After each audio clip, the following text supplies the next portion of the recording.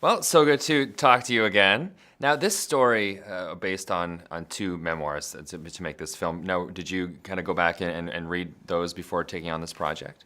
I took the project on and read them before we started filming. These are books actually that sat on my bookshelf for a long time. My husband brought them into our house about a week after our daughter was born, and I could hear his harrowing moans from the other room reading it. And I thought, why are you doing this to yourself? This is our worst nightmare. Yeah. But I was so glad to finally sit down and read them. They're very honest and very full. Yeah.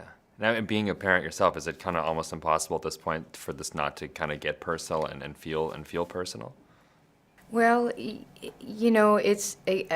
it's the fear. Right now, it's only a fear in my mind, but for no good reason, luckily. But just a regular old parental fear. But it's a world in which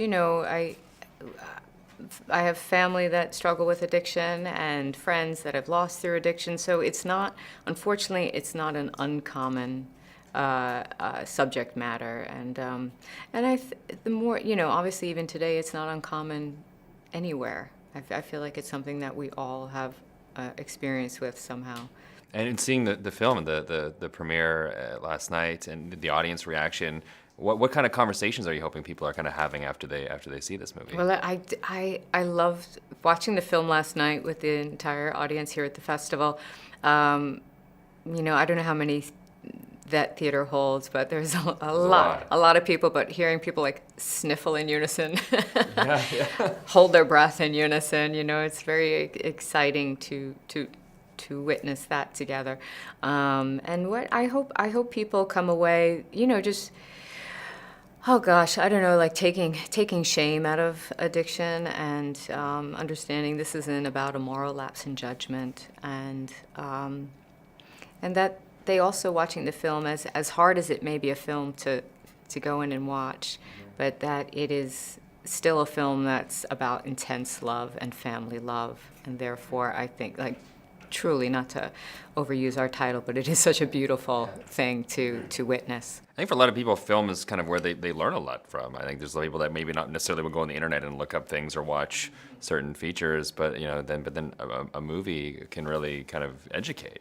It can sometimes, yeah, I really think so. And even as an actor, I think, well, if I can help someone who may not be able to put their finger on what they're feeling or thinking, but it's going to, like a performance or a film that I'm a part of is going to trigger that for them, then that feels like, okay, well, this one matters. Yeah. Talking about last night, I was geeking out on the red carpet as an Office fan, Holly and Michael together again. How cool was it to kind of be back together with Steve Carell on this movie? Yeah, it's fantastic being in a room with Steve Carell, always, no matter what the room is. So I look forward to the next one. I mean, Jim and Pam got married at Niagara Falls, just over here. So. Oh yeah, I hear that's a good spot. Yeah, so maybe.